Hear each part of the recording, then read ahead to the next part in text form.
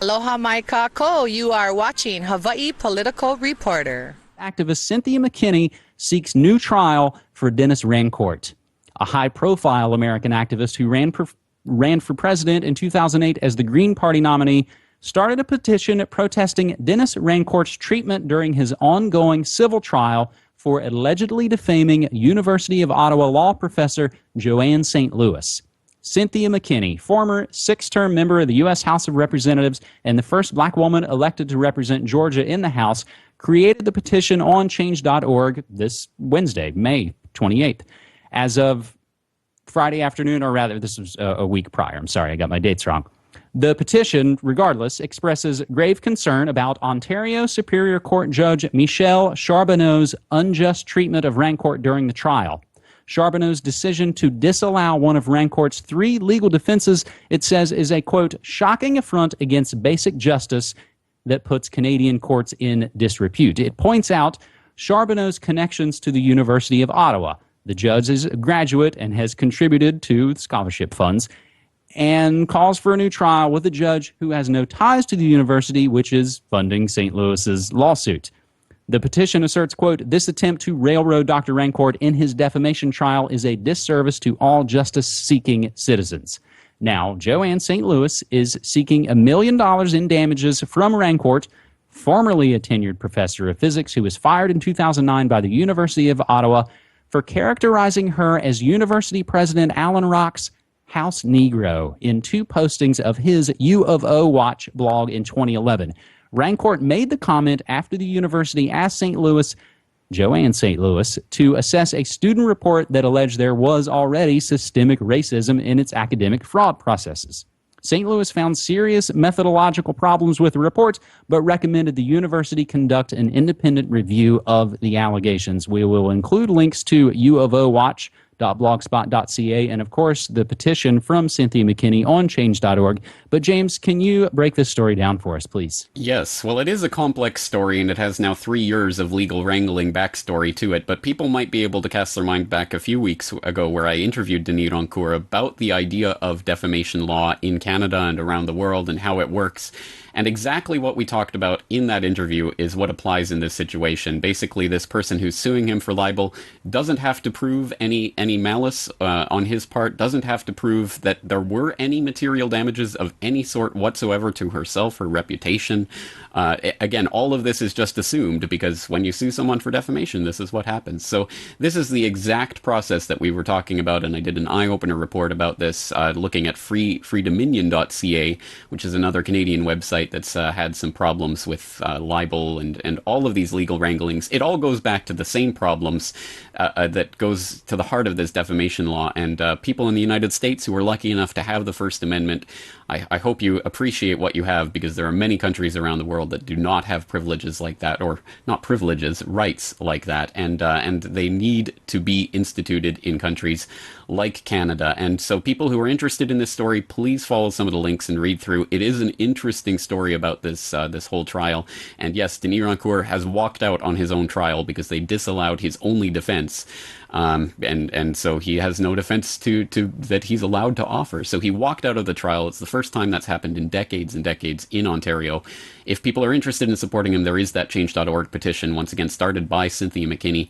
You can go and read that and sign it at change.org. So just an interesting story, and apparently the ruling is probably going to come next week. So we'll find out pretty soon whether or not he's going to have to pay the $1 million in damages that she's seeking. For those out there who still don't quite understand why it is that this group, this completely secretive group that's been in existence for over 50 years and has spent almost the entirety of that time completely and utterly unknown to the public at large, again consisting of captains of industry, financiers, media moguls, government bigwigs, royalty, you name it, very important people from across the board. Why is it important that we understand about this? Well, of course, we can just listen to our government leaders to get that idea. This is a landmark event in the life of this, and I hope, all future governments. It is our ambition to be one of the most transparent governments in the world, open about what we do, and crucially, about what we spend. And today, you're going to see just how transformative our plans really are. Thank you. Well, I am very honored to be here and delighted to be supporting the work of Transparency International USA. Before government officials spoke as openly and loudly about these issues, Transparency International was already bringing corruption out of the shadows, sunlight being the best disinfectant.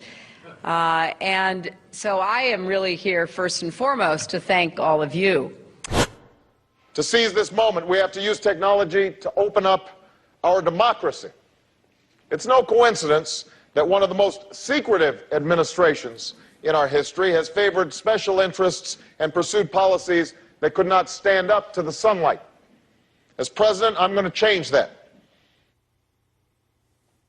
Of course. Transparency. Transparency, it makes sense. How could we possibly function with our democracies or representative governments without transparency? If there are people meeting behind closed doors in secret, well, it's quite obvious that we can't have anything resembling a representative government, right?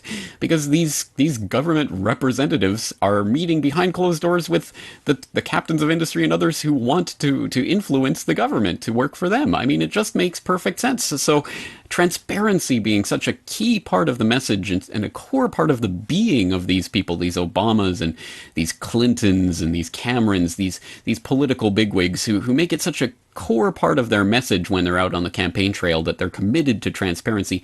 That's exactly why they so vehemently, vociferously, and on the record oppose something like the Bilderberg Group.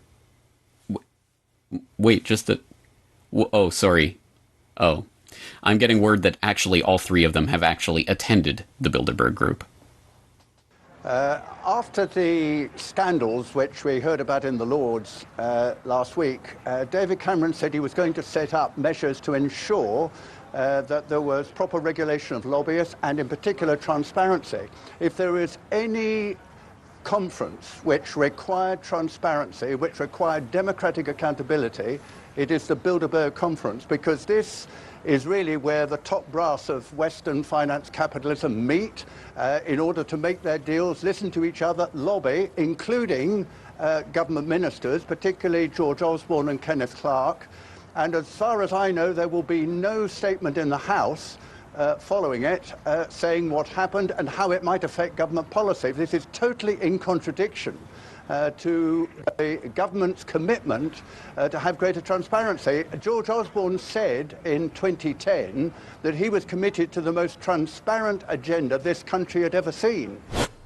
On the campaign trail in 2008, Hillary Clinton and Barack Obama disappeared for a secret meeting near Washington.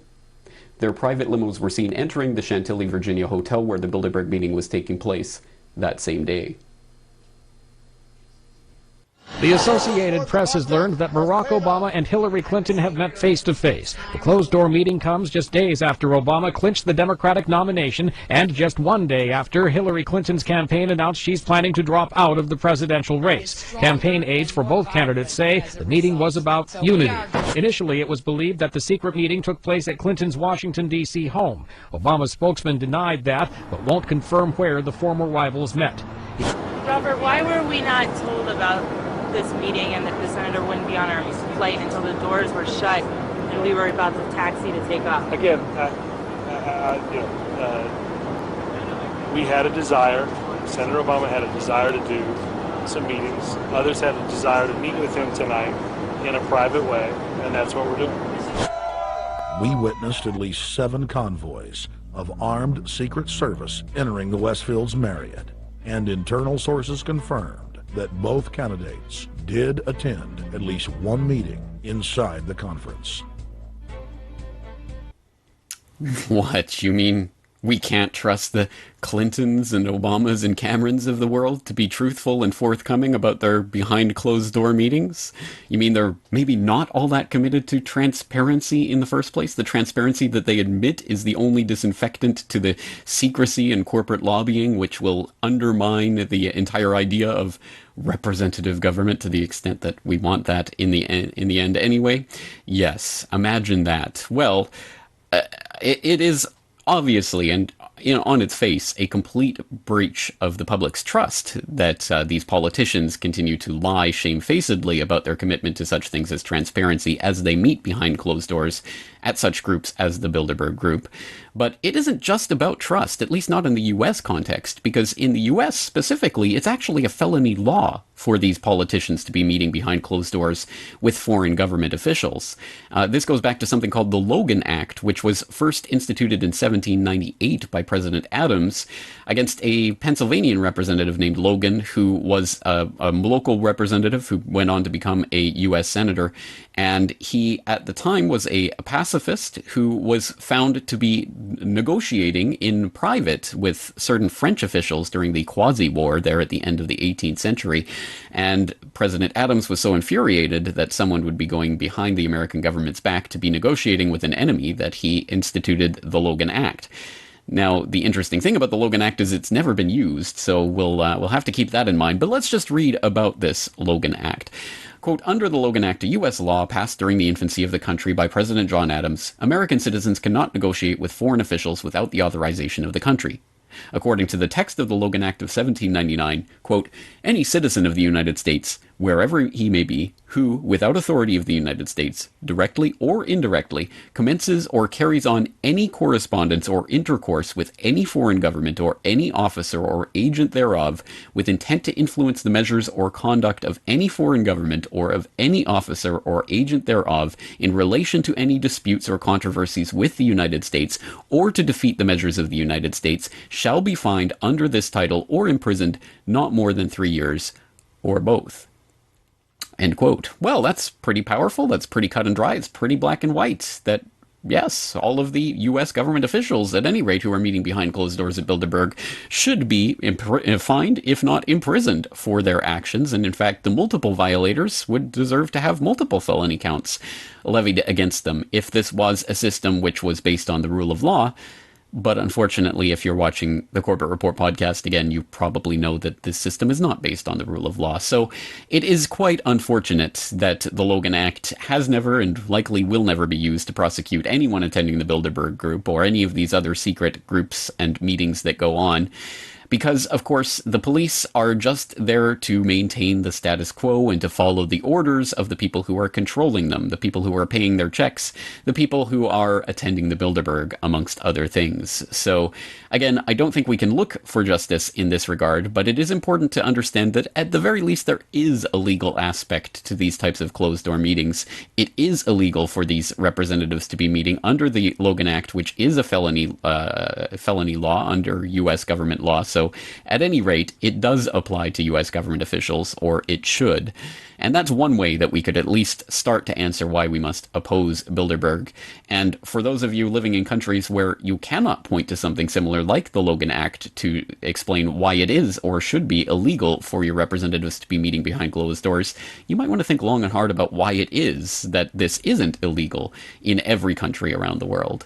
But let's move on. So we have the closed-door meeting that we know is taking place, and why do we care what's happening behind those closed doors? Yes, of course, there's wheelers and dealers, and yes, so, there's the Bold Boys Club, and yes, they're slapping backs and greasing palms and doing deals. We know that takes place to a certain extent. We'd be naive to think otherwise, but that's just the way it works. It's the way it's always worked. Why should we care what's going on behind that closed door? I mean, did you hear Brad Pitt just got punched by some random person who broke into a movie premiere or something? I mean, that must be what leads the news, right? Why do we care about what's going on behind closed doors?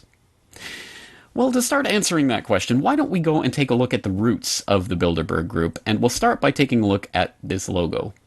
I'm sure some of you out there in the audience will probably immediately be able to recognize this logo, but before we get into exactly what it is and why it's important, why don't we just examine this logo for a moment? Of course, here we have the image of a man riding a white horse, and the white horse, of course, could be seen as a symbol of one of the four horsemen of the apocalypse, the white horse being the horse of conquest.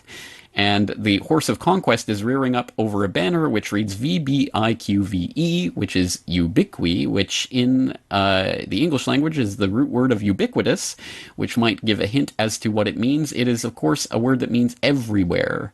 What we have here is an image of conquest everywhere. And what is this the logo of? Oh, of course, it's the Council on Foreign Relations, founded back in the early 1920s, founded out of the working groups that were working in the Versailles Paris Accords in 1919, and of course co-founded at about the same time as the Royal Institute of International Affairs, one of its many brother organizations and sister organizations around the world, that the Royal Institute of International Affairs being based, of course, in Britain. But the Council on Foreign Relations has an interesting history in a lot of different ways, and one that actually relates in some ways to the kernel of the idea that became Bilderberg eventually. And for this, we can go all the way back to the Second World War, where back in 1939, as early as 1939, before the US was even involved in the war, the CFR had founded something that they called the War and Peace Studies Group. This was founded, as I say, in 1939 and continued its work until 1945, funded with some $350,000 provided by the Rockefeller Foundation. Now, this group petitioned for the State Department to create a committee that would set America's post-war foreign policy and to be provided with research by the CFR study group. And that's exactly what happened. In March of 1942, the State Department set up just such a committee. It was indeed furnished with research by the CFR's War and Peace Studies Group, making for all manners, intents and purposes, the CFR an adjunct of the U.S. State Department or a member of the U.S. government in some functional capacity there for that key period of 1942 to 1945, in which it provided literally hundreds of pieces of research, including papers and policy papers and others that were provided again to the State Department through that committee that was set up in March of 1942. And what actually resulted from that? Well, among other bodies, such august bodies as the UN's World Bank and International Monetary Fund, which were both heavily proposed and levied for by the group in 1941, 1942, including with articles in in the Council on Foreign Relations Foreign Affairs publication. It was also the place where in the early 1940s, there was a heavy emphasis placed on the idea that there would need to be, in the post-war period, more of a consensus along the transatlantic lines, i.e. the United States, Canada, should be more in line with Europe when it comes to foreign policy decisions. And of course, that only makes sense in an environment, a post-war environment in which the transatlantic relationship was being cemented in a lot of very concrete ways, not least of which, of course, being the cementing of the NATO treaty in 1949. And so it was that the kernel for the idea of what became the Bilderberg Group was actually proposed by the CFR's War and Peace Studies Group, working as the research arm of a U.S. State Department committee in the early 1940s during the war.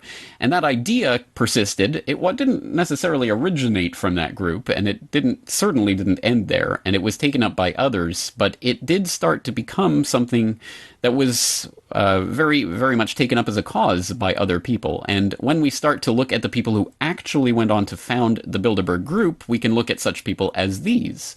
And just looking at the pictures, can you identify who we're talking about? Likely not. In fact, before I looked up these pictures, I certainly probably would have failed this test as well. But on the left-hand side of the screen, we are looking at Prince Bernhard of the Netherlands, someone whose name often comes up in relation to the founding of the Bilderberg Group, and he is certainly one of the best known of the founding members of this group, and perhaps for good reason. Of course, Prince Bernhard is well known for his Nazi proclivities, which he denied all of his life, but in 2010, a Dutch historian uncovered documents proving that he was a member of the Nazi fraternity Deutsche Studentschaft. He was a member of the Nazi NSDAP and its paramilitary wing, the Sturmabteilung. So these connections have been downplayed by people who point to Prince Bernhard's wartime record. He opposed the Nazis. He was an anti-Nazi through and through. He may have had to have joined certain organizations in his youth to get along. But when the rubber met the road, he showed his true grit, and he was an anti-Nazi. But hold on. In 2007, there was mainstream coverage of a scandal that broke because of some Dutch journalists who, again, uncovered some documents that proved that when he was on the board of KLM, he was using that position on the board to petition Switzerland to help Nazis escape to South America after the war. So again, another huge scandal that somehow or other managed to get mostly swept under the rug, and people still tend to think of Prince Bernhard not really as a Nazi. Those are just smears, even though there's multiple lines of evidence showing that he was on board with the Nazis. And it is another line that we could take to pursue that's quite interesting, that in fact it was 1934 in which he dropped his membership of those Nazi organizations that we mentioned earlier, when he went to join the German industrial giant IG Farben. And IG Farben is particularly an interesting organization for a number of reasons that I'm sure a lot of you are familiar with, but one of them is that because in 2009, there was a researcher who uncovered documents relating to a meeting that took place in August of 1944, where the Nazis were meeting with some of the top industrial and business leaders of Germany at the Maison Rouge Hotel in Strasbourg. And what resulted is what's called the Red House meeting, at which representatives of such groups as IG Farben were discussing with top Nazi generals who understood that Germany was going to lose the war, that in order to form a Fourth Reich, the German business elite would have to start basically transferring their wealth out through neutral countries like Switzerland and setting up front organizations across Europe, in the hope of eventually setting up a pan-European institution that would become the Fourth Reich. And the Fourth Reich would not be a military organization like the Third Reich, it would be a financial one, and it would be pan-European in nature. Does that sound familiar to anyone? Well, enter the person on the right side of this screen, the much less well-known one, Joseph Redinger. And Redinger is perhaps familiar in certain contexts as a key member of the European movement that spawned the European Union. He was one of the people who initiated the first Bilderberg meeting in 1954. He brought Prince Bernhard and others on board with the idea, including then CIA head Walter Bedell Smith, who consulted with the State Department and the President about the idea, and former Belgian Prime Minister Paul van Zeeland, amongst others. So these are two people who have very interesting histories, who were there at the beginning, at the formation of the Bilderberg Group. And, of course, what did we get from the very foundation, the very inception of the Bilderberg Group? We got the idea that the group was working towards, well, world domination, ultimately, but a very specific type of world domination. This isn't just the crazy ideas of some crazy scientist with a big map in his drawing room, as we would be led to believe by Hollywood caricatures. This is actually a very detailed and very insidious plan that involved the merging of political, economic, and social institutions across the Atlantic through the transatlantic partnerships that were being formed during this period into a fascistic corporate governmental structure. And we can get glimpses of this from the documentary record that exists of the early Bilderberg meetings, including snippets of audio recordings that have finally come to light of the very first Bilderberg meeting in Oosterbeek, the Netherlands, at the Bilderberg Hotel in 1954, including a very interesting presentation delivered by Gardner Cowles, an American attendee of the first Bilderberg Conference, who talked a little bit about the notion of a shared foreign policy across the Atlantic. I think I should say frankly that we in the United States feel a sense of insecurity for perhaps the first time in our history. We're deeply disturbed that there seems to be no unity among our European friends with us in the question of what should be done in Asia. This raises the question, of course, of a unified foreign policy for the Atlantic nations to underlie that NATO military pact that had just been signed a few years earlier, as we talked about. And it also harkens back to the CFR's War and Peace Studies Group's recommendation for exactly this type of body that the Bilderberg was to become, which is a body for an institution or a grouping for people to talk people in positions of power and influence to talk about these transatlantic alliances and how it can be shaped into a coherent foreign policy. Well, just a decade after the CFR's War and Peace Studies Group was proposing it, here is people like Gardner Cowles and Prince Bernhard and Joseph Redinger and many, many others sitting there discussing exactly that, how they can more closely meld the foreign policy aims and objectives of the Atlantic nations, including, of course, the United States and Canada and all of the European nations who are convening at Bilderberg, or more accurately, the would-be ruling oligarchs, the powers that shouldn't be, over top of those nations. So it was that in 1955, the Bilderbergers met twice, in fact, and the third ever Bilderberg meeting occurred in September of 1955, the second taking place earlier in the year. And the third meeting was, the meeting minutes have since been leaked. They are available online, and of course, I'll link to them at corbettreport.com so that you can actually find them and read them for yourself. But there are some pretty interesting snippets from those leaked documents, including the fact that the Bilderbergers were talking quite frankly about the, quote, pressing need to bring the German people, together with the other peoples of Europe, into a common market, end quote, which is, again, perhaps particularly significant in the context of that Nazi Red House meeting that we talked about earlier in Strasbourg in 1944, where they talked about how the fact that the German people, amongst the other peoples of Europe, would only be able to bring about that Fourth Reich, that political power structure that was envisioned as the replacement for the Third Reich, through a European common market. Well, what were remarkably similar languages being used here?